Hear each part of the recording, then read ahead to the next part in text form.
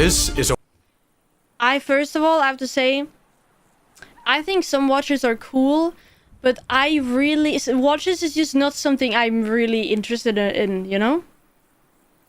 But we can watch it. A $1.5 million watch. Get it? This one costs $50 million. But your watch owning journey begins here with a $30 Flick Flack. Flick Flacks are simple, playful watches built to teach kids how to tell time.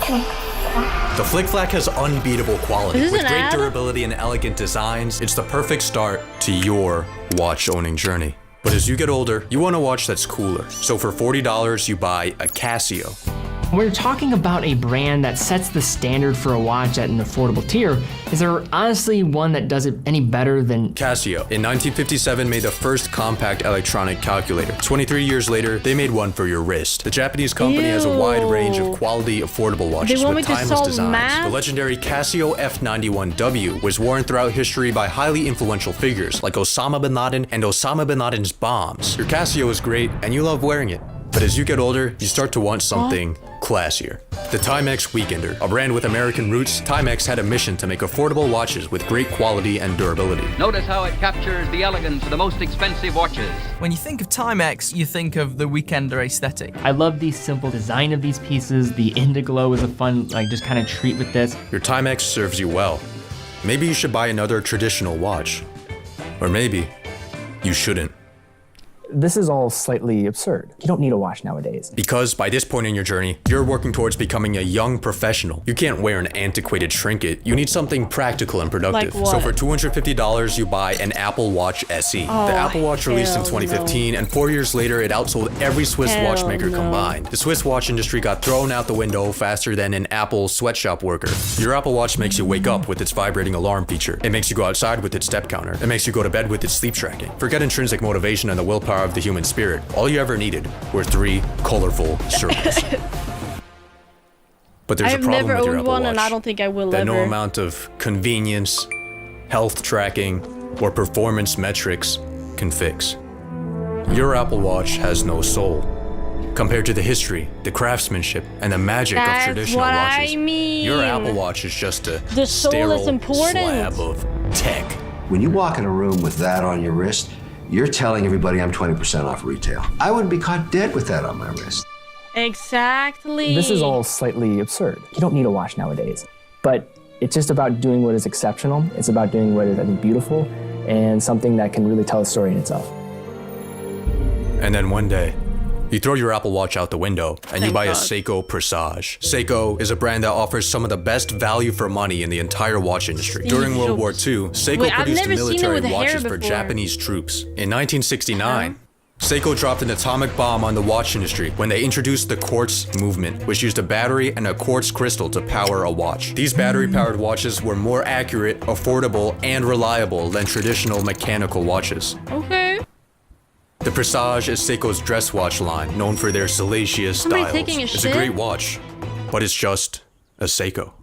Inspiration comes at odd times. In 1917, the founder of Cartier was looking at newspaper photographs of World War I tanks going into battle. And in an act of utter capitalism, he thought to himself, we can make a watch out of this. The Cartier tank has a rectangular design inspired...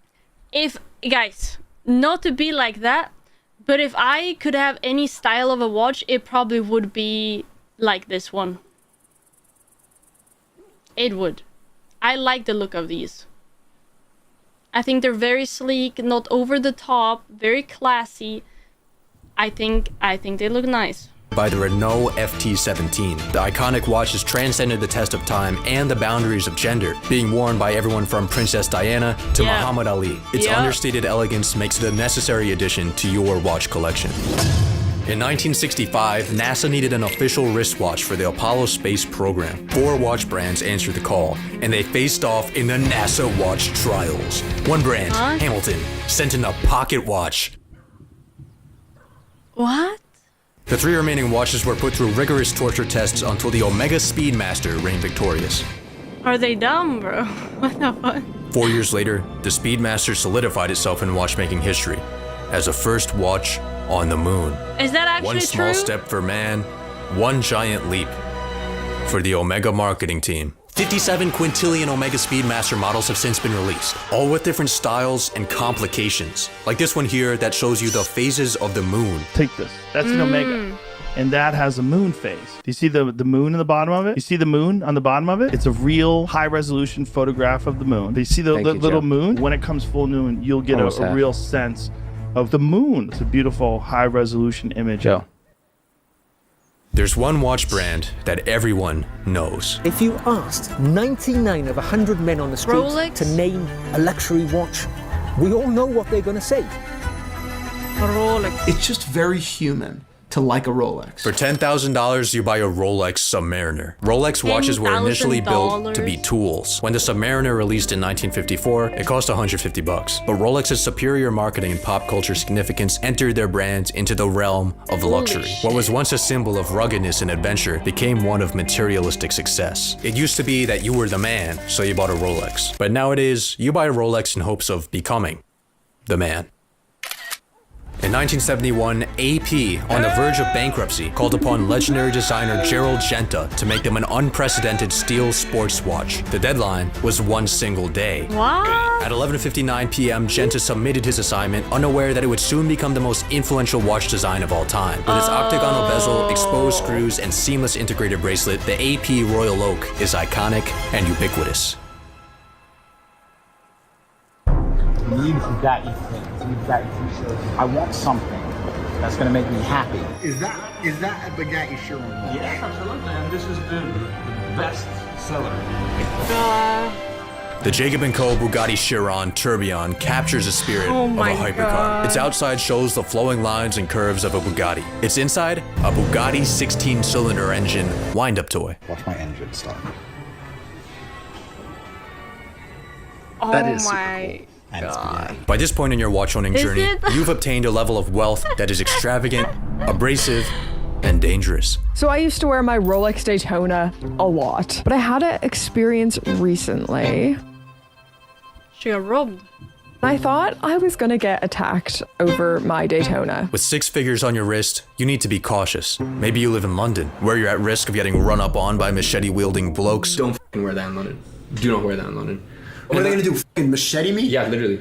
Run away, bro. Maybe you live in New York City, where high crime rates and sketchy subways have you watching your back at all times. You might even live in a third world country. No matter the location, you realize that your watches have gone from a simple accessory to an asset, a store of material value.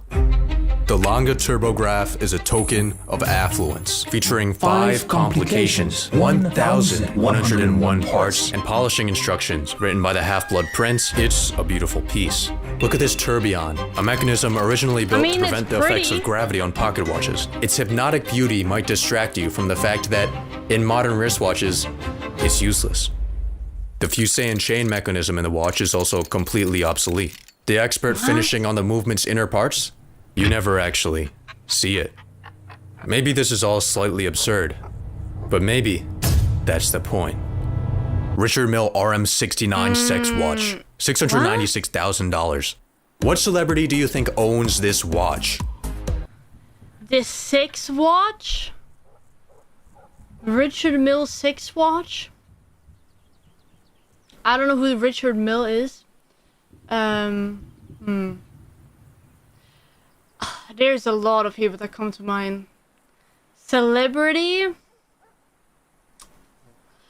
I don't know if it's actually the guy on the screen or not. But for some reason, I thought of Conor McGregor. He seems like the type to have a 6 watch. You know, that's something he would do. Drake is a good one. Drake for sure would have a 6 watch. Tiger Wood? Yeah.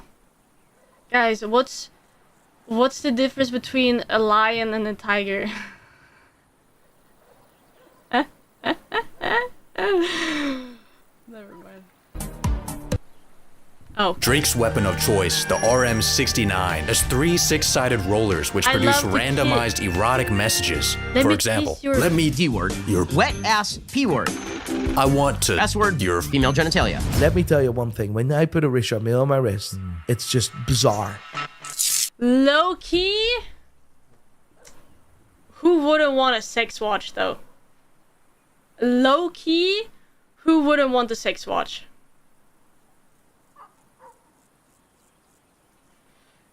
Yo, I would probably buy one. If I had that stupendous amount of money, I think a sex watch could be kind of funny. It could be kind of funny to have. You know, there's so many other watches in the world, right? But who can say that they have a sex watch? Who can say that? $500,000. Yo, thanks, bro. All of a sudden, I walk different. I talk different. Do people treat you different? Yes. Yeah. Remember that Cartier tank you bought for $5,000? They squished it. 1.5 million. Inspiration comes at odd times. In 1967, a man wearing a Cartier watch got in a car accident. The force of the impact and the heat of the crash melted the oval-shaped case of the man's watch. And when Cartier himself saw the brutally damaged object, he only thought one thing. We can make a watch out of this. That is the backstory of the Cartier crash, according to the Cartier marketing department. Oh. Mm-hmm. The actual backstory of the watch is much simpler. Rich people got bored. Thus spawned the Cartier crash, a perfectly imperfect watch. Chaotic, but calculated. When it was released, no one liked it. Then Kanye wore it, and everyone liked it. A lot. Kanye said, only millionaires wear chains. They said, what? He said, I'm a billionaire. Billionaires don't wear their money on their body. The Jacob & Co. Billionaire is the ultimate display of opulence. Thanos scoured the universe for infinity stones. Jacob & Co. scoured the earth for perfect diamonds to assemble this gauntlet. With the Jacob & Co. Billionaire, you can simply snap your fingers and you'd be getting robbed at gunpoint. So I told my team, we're gonna build a watch. It took us almost 4 years to find the stones. I've never put anything like this on my wrist. It's gonna be called a billionaire. 21 billionaire watches have been made. Would you want it, chat? Would you want it?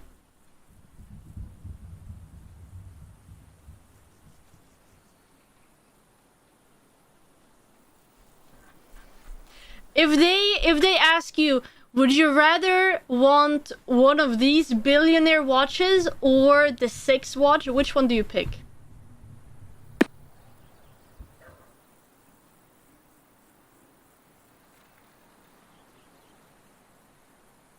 You have to pick one. You have to pick one.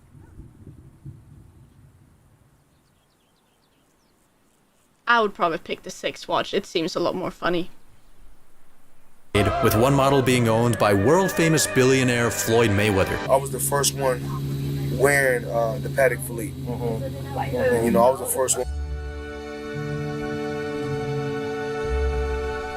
In 1868, Patek Philippe made the first Swiss wristwatch. This was a time when pocket watches dominated the industry. Wristwatches were seen as feminine, not to be taken seriously by men.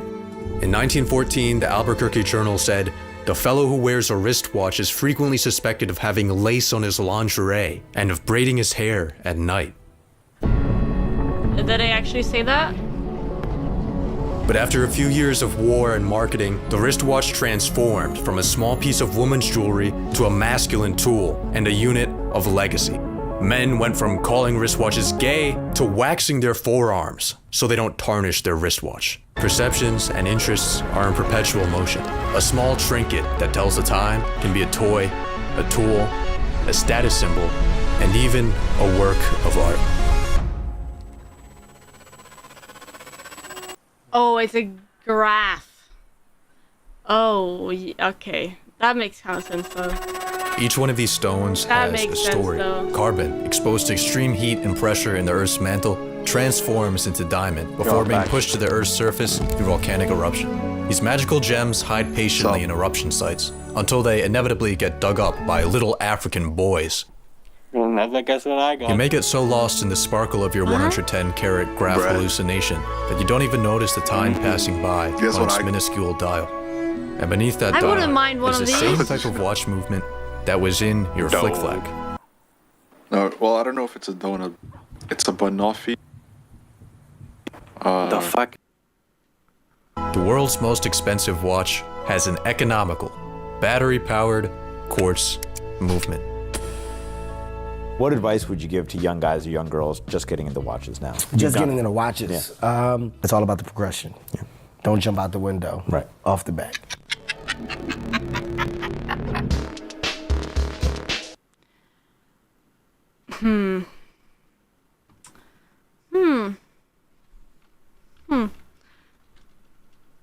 Don't get me wrong. I like jewelry. I do. But there comes a point where it's just a waste of money, right?